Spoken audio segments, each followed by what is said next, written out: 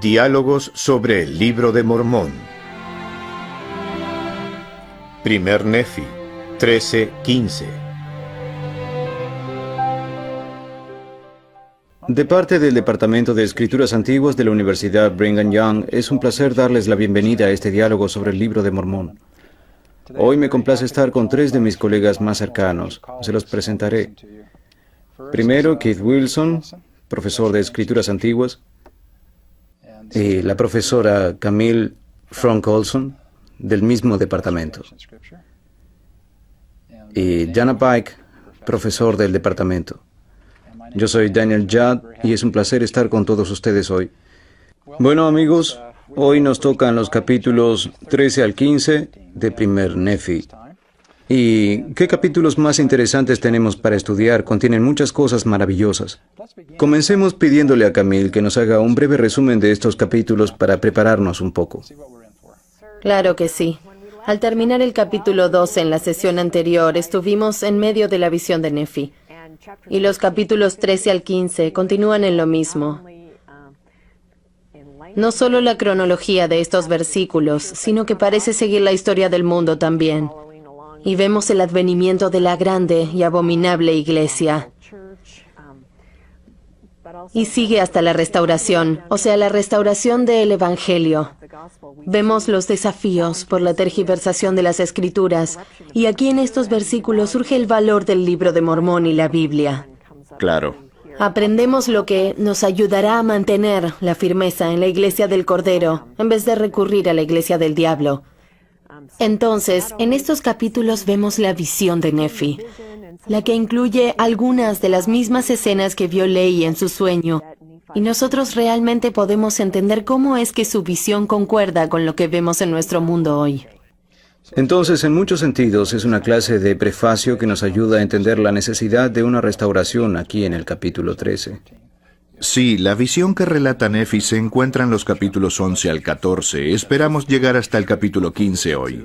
Nefi nos cuenta cómo empezó a hablar y a explicar estas cosas a sus hermanos y luego describe la interacción que tenía con su familia, siguiendo con la conclusión de su visión. Hay muchas cosas interesantes allí.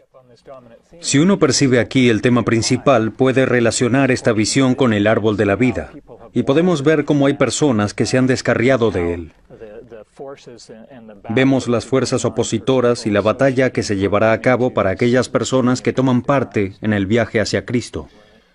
Empecemos leyendo estos primeros versículos aquí, y tal vez yo podría hacerlo, si está bien. Primer Nefi, capítulo 13, versículos 1 y 2. Y aconteció que el ángel me habló, o sea, habló a Nefi, diciendo, mira. Y miré, y vi muchas naciones y reinos. Y me dijo el ángel, ¿qué ves? Y yo dije, veo muchas naciones y reinos. Así que vemos este proceso de hacer preguntas por parte del ángel. Creo que hablamos de eso la vez pasada en nuestro diálogo, pero sí es importante que el ángel le haga preguntas a Nefi para dejarle usar su libre albedrío al participar en este proceso de revelación. Y el ángel le responde, hablando de las naciones y reinos, estas son las naciones y los reinos de los gentiles. Ahora, ¿qué tal si lo analizamos más específicamente para entender quiénes son estas naciones y estos reinos de los gentiles? ¿Conocemos su identidad? Parece que en ese momento se centra en las naciones y en los reinos que forman parte del mundo mediterráneo, después del ministerio de Cristo. Pero al llegar al capítulo 14, vemos claramente que se ha extendido más allá de eso. Nefi dice en el versículo 4, vi entre las naciones de los gentiles la formación de una gran iglesia. En el versículo 5, la formación de una iglesia que es la más abominable. En el versículo 6, se refiere a la grande y abominable iglesia cuyo fundador es el diablo. En ese momento parece que Nefi está hablando en un sentido histórico. Después de la misión de los apóstoles en el viejo mundo, habla de la apostasía y la lucha de poder distinguir quiénes eran los líderes de la iglesia del Señor en la tierra, quiénes tenían las llaves del sacerdocio una vez que ya no había apóstoles. Habla de la lucha de definir la doctrina, el procedimiento y las prácticas de la iglesia de Cristo. Creo que todo lo que Nefi ve se entiende mejor en un sentido histórico. ¿Están de acuerdo? Sí, ¿qué tal si damos una definición de la palabra gentiles? Porque el libro de Mormón la usa en diferentes sentidos. Son los judíos y los gentiles, hay que distinguir entre los dos. Entonces aquí parece referirse a aquella época, cuando se predicó el Evangelio entre los gentiles, como Cristo lo dijo, id por todo el mundo. Entonces parece que es la idea de la dispersión del Evangelio y la interacción entre los judíos y los gentiles, cómo perciben el Evangelio y lo que pasa ahí. Creo que es de provecho tener en cuenta que hay cierta organización en la visión que tuvo Nefi, como en el capítulo 11, él ve cosas que tienen que ver con Jesucristo y su ministerio. Y luego en el capítulo 12 ve las cosas que pertenecen a su futura posteridad y la de sus hermanos en el Nuevo Mundo, en el continente americano. Luego se cambia el escenario y una vez más, Nefi ve el viejo mundo y el efecto que tienen los hechos de Cristo y de los apóstoles en el hemisferio oriental. Luego en el capítulo 14 se une todo, o sea, la posteridad de Nefi se da cuenta de que... Regresan. Sí, de que los dos juegos de escrituras del viejo y del nuevo mundo se van a juntar. ¿Puedo hacer un comentario acerca de la grande y abominable iglesia en el versículo 6? Escribí un artículo hace varios años acerca de la frase «el día grande y espantoso de Jehová». En inglés, muchas personas, al menos algunos de los santos de los últimos días, piensan que la frase «el día grande y espantoso de Jehová» quiere decir que va a ser maravilloso para algunos y espantoso para otros. Pero en hebreo, ese no es el significado que utilizaron los profetas antiguos. Aquí, grande no quiere decir maravilloso, pues en inglés no se adoptó ese significado hasta hace 100 años. Más bien quiere decir extraordinario o terrible. Podemos entenderla como un adverbio también, como grandemente o realmente. Entonces quiere decir que es grandemente abominable, se opone a todo lo que es bueno y de Dios. Es su antítesis. Sí. Muchos de mis estudiantes, y estoy seguro de que muchos de sus estudiantes también, hacen una buena pregunta tratando de asignar un nombre específico a la grande y abominable iglesia. ¿Qué iglesia es? Muchas personas han tratado de contestar esas preguntas. Especialmente si uno trata de entender todo en el contexto histórico. Esa tentación de querer designar qué iglesia es. También en la descripción del título Una grande iglesia, con el artículo definido, muchos creen que es una iglesia específica. Entonces es fácil caer en esa interpretación sin pensar en otras alternativas. Tenemos a colegas Steve Robinson y otros que han señalado que históricamente no tenemos mucha documentación del desarrollo del cristianismo tradicional para el siglo después del martirio de los apóstoles. Y en siglos después, de los cuales tenemos más documentación, las condiciones de la iglesia eran muy diferentes de cómo eran cuando Jesucristo y los apóstoles estaban en la tierra. Entonces, creo que lo que ve Nefi cuando dice «vi la formación de esto», es esa época durante el primer siglo del comienzo de la apostasía. Así que cuando los miembros de la iglesia dicen que es esta u otra denominación religiosa, están equivocadas.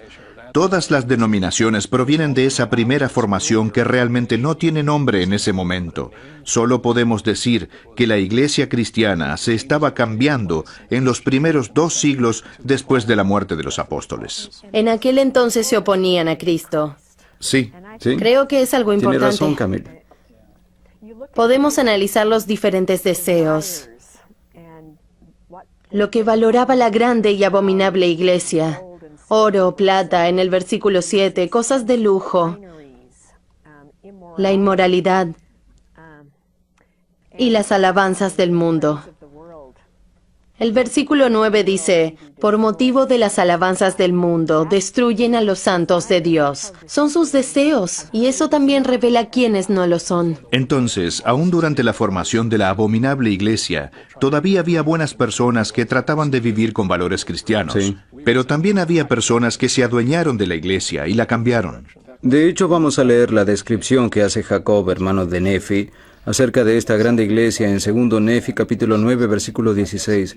Supongo que ustedes ya saben esto, pero él dice, de modo que quien pugne contra Sión, tanto judío como gentil, esclavo como libre, varón como mujer, perecerá.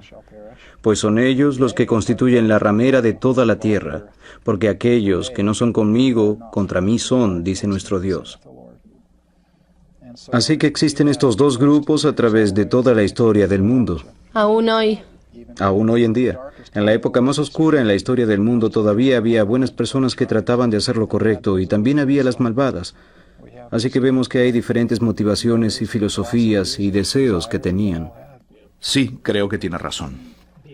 B.H. Roberts hace un fuerte comentario de esto también. Dijo que la iglesia del diablo a la que se refiere aquí no representa ninguna iglesia específica, sino algo más grande que eso.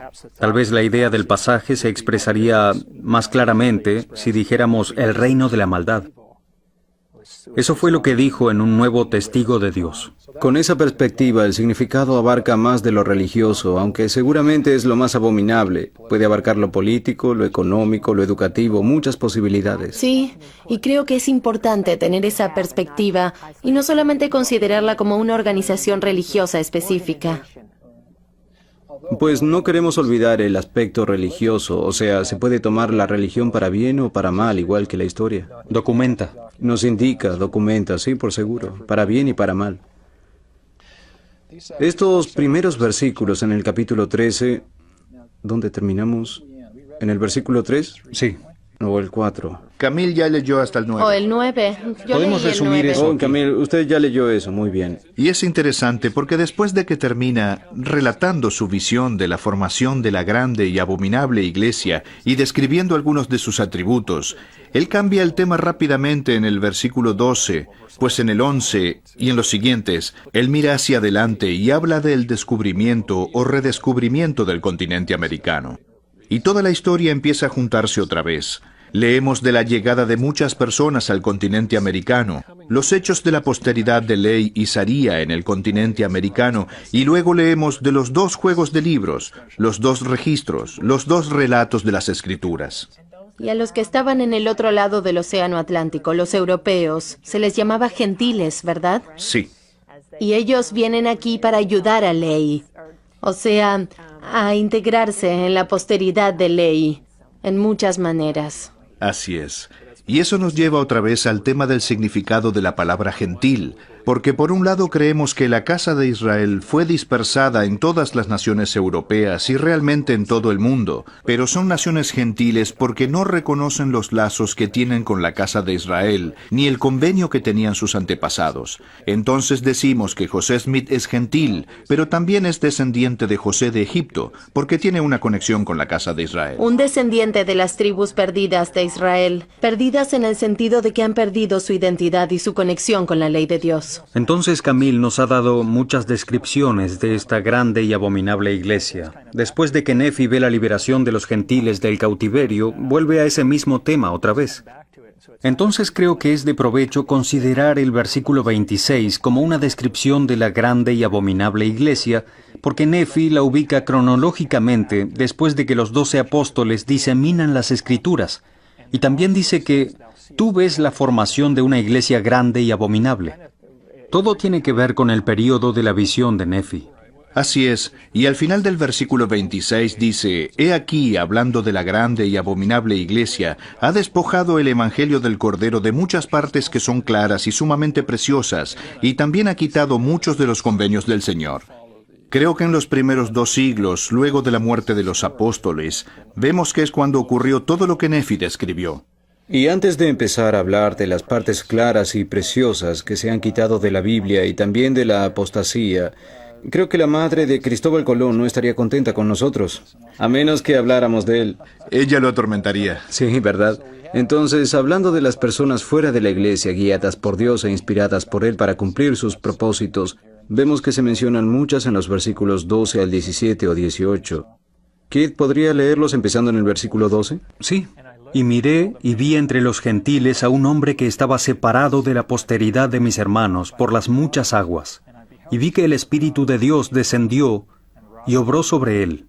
Y el hombre partió sobre las muchas aguas hasta donde estaban los descendientes de mis hermanos en la tierra prometida. ¿Podemos estar seguros de que este versículo realmente se refiere a Cristóbal Colón? Por lo menos sabemos que fue él que reconoció el hecho de que el Espíritu del Señor lo guiaba. Pero me Así pregunto es. si también hubo otros, como ya lo hemos dicho. Pero sí, Cristóbal Colón cuadra con la descripción. Sí, lo que él dijo fue, ¿quién duda de que esta lumbre no fuese el Espíritu Santo?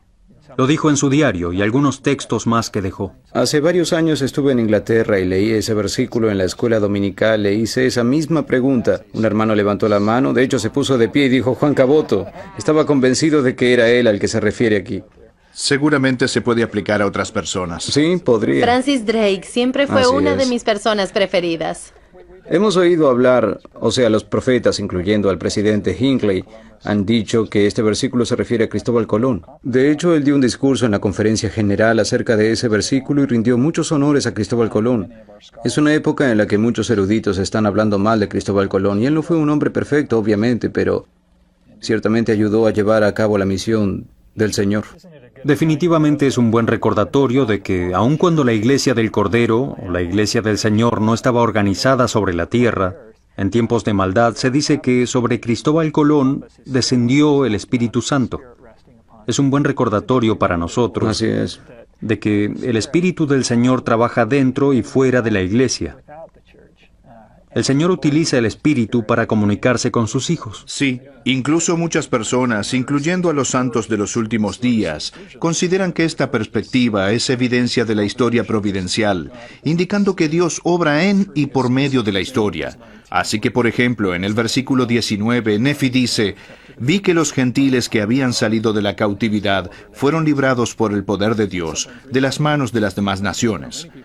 A veces leemos esto sin pensarlo dos veces, pero hay muchas personas en el mundo que no creen que Dios existe, o si existe, que realmente no cumple sus propósitos usando varios medios.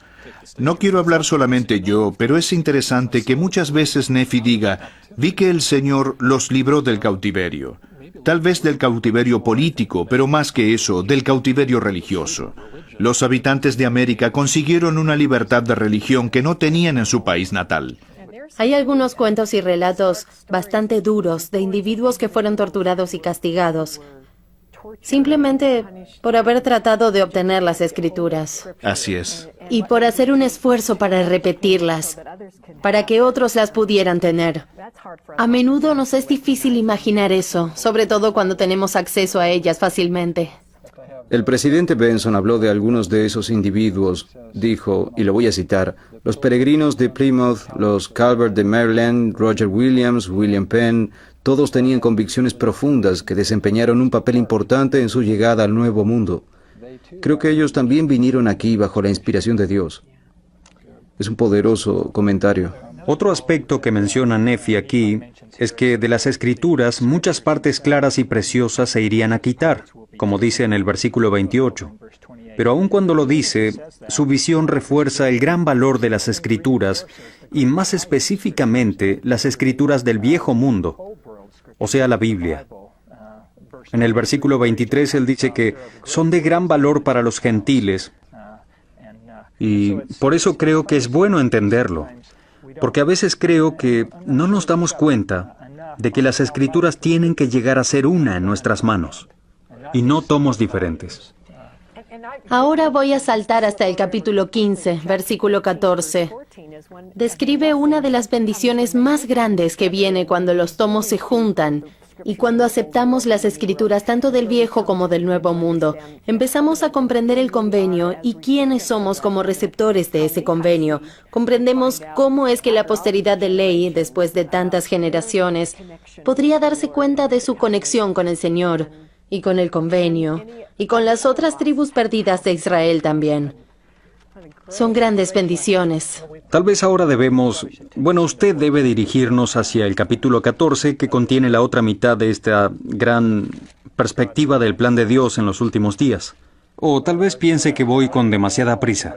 El tiempo pasa rápidamente, estoy de acuerdo.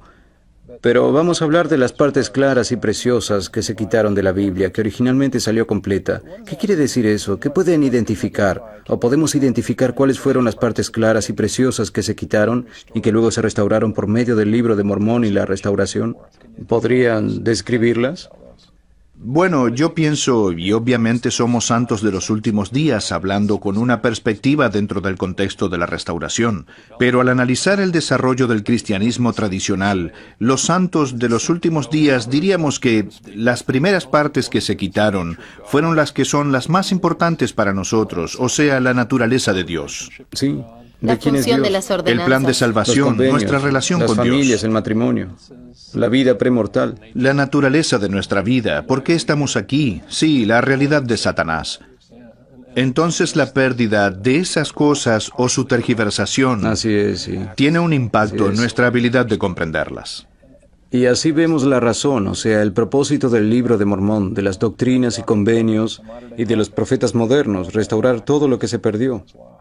Lo cual Nefi ve que sucederá. Bien, Kit, ahora podemos seguir adelante.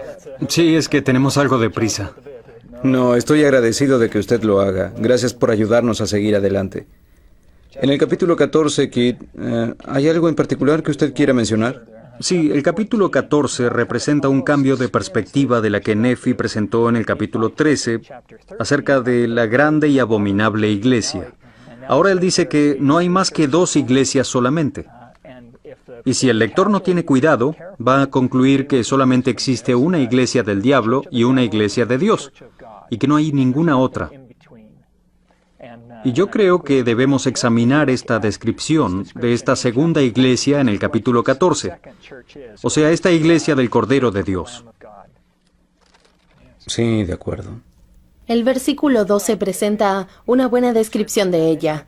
Y aconteció que vi la iglesia del Cordero de Dios, y sus números eran pocos a causa de la iniquidad y las abominaciones de la ramera, que se asentaba sobre las muchas aguas. Es una palabra bastante fuerte, ¿verdad? Sí, se opone a todo lo que proviene de Dios y que es bueno. Sí, que no tiene autorización.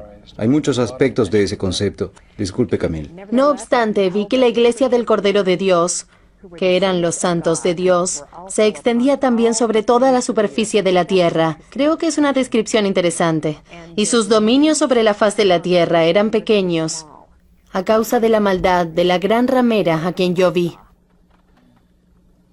Pensé en algunos comentarios acerca de eso. Primero tenemos esta imagen de la ramera, a la que a veces se le llama madre de abominaciones, y a veces recibe el nombre en clave de Babilonia, como en el libro de Apocalipsis, obviamente. Y Nefi emplea un lenguaje muy parecido aquí al narrar lo que sucede en esta visión. Otro comentario que tengo es que los santos se encuentran sobre toda la tierra, pero son pocos. Pienso que la naturaleza de esta literatura, la naturaleza de esta revelación que se ha registrado como literatura, nos facilita discernir entre los 2 extremos. Demuestra un contraste. Vemos la iglesia de Dios en pureza y la iglesia del diablo en su forma más maligna y abominable. En realidad son los extremos. Hay personas dentro de la iglesia de Jesucristo de los santos de los últimos días que no honran sus convenios ni tampoco viven una vida honrada y virtuosa. Y ellos no van a poder considerarse como participantes en la iglesia del Cordero de Dios. Y en cambio hay otras personas de gran fe de otras religiones que viven de la mejor manera posible y disfrutan de la luz de Cristo en sus vidas, y esperamos que ellos vayan a llegar a una comprensión mayor de la verdad, con una perspectiva más grande y formar parte de la iglesia del Cordero. Me gustó como usted lo dijo. Gracias. Gracias, gracias. Al final del capítulo 14 se describe Juan el Revelador, ¿verdad? ¿Dónde empieza? ¿En el 19? ¿O en el 18 y el 19? Y aconteció que el ángel me habló diciendo: Mira, y miré y vi a un hombre que estaba vestido con un manto blanco, y el ángel me dijo: He ahí uno de los 12 apóstoles del Cordero. He aquí él verá y escribirá el resto de estas cosas. Sí, también muchas que han sucedido. ¿Dónde se encuentra ese registro hoy en día? Bueno, es el libro del Apocalipsis en la Biblia. Su libro preferido. Así es. Para continuar en nuestro comentario, lo que se me hace interesante es que Nefi, Juan, Enoc, muchas personas, Claro, han visto la visión. Moisés, han visto el fin de la historia del mundo, pero en el caso de Nefi, el ángel le dice: te voy a mostrar esto, pero no puedes escribirlo todo porque otra persona ha sido predestinada para eso. Aprendemos una lección aquí, ¿verdad? No era él. ¿Cuál es la lección? Bueno, observando el patrón de los profetas en la tierra en esta última dispensación, vemos que cada uno de ellos ha tenido una misión específica que cumplir, y realmente no han cumplido las misiones de los demás. Es una mayordomía. Sí, tienen un llamamiento. Sí, hay una mayordomía. Hay algo especial en cómo se complementan los unos a los otros. Claro. Y además tenemos el principio de 2 testigos o más en esto. Precisamente en el libro de Éter, el hermano de Jared hace el mismo comentario de que en cuanto recibamos este registro, vamos a poder entender mejor los otros registros que lo acompañan. ¿Cómo respondieron los hermanos de Nefi al escuchar a Nefi y a Ley describiendo sus visiones del árbol de la vida? ¿Lo entendieron desde el comienzo? Es una respuesta obvia. Bueno, si miramos lo que dice Nefi en el capítulo 15, versículo 4, él está muy triste por causa de la dureza de los corazones de sus hermanos. También Nefi plantea una pregunta penetrante en el versículo 8. ¿Habéis preguntado al Señor? Y me contestaron no, porque el Señor no nos da a conocer tales cosas a nosotros. Dicen, el Señor no me habla a mí. Sí, y yo no hablaré hasta que Él hable. Y tengo un corazón duro y yo no puedo. No estoy listo para abrirlo, para entender o aprender o para obedecer, para poder entender. Es interesante. Ellos dicen que Dios tiene toda la culpa. Han concluido que es Dios el que no les habla. Pero Nefi dice, ustedes no le han preguntado. Ustedes no han mostrado ningún deseo. Ustedes no han ejercido su fe. Porque Él sabe en base a lo que experimentó que si uno pide con fe, estas cosas le serán manifestadas. Y estos versículos aquí, el 8 y el 9 hasta el 12 o hasta el 11, nos explican algunos de los principios de cómo recibir revelación en nuestras propias vidas. Ojalá que tuviéramos más tiempo para estudiarlos. Cada uno de nosotros puede leer en 1 Nefi, capítulo 15, versículo 8 al 11, y ganar ese entendimiento al considerar el proceso de recibir revelación en nuestras vidas. Gracias.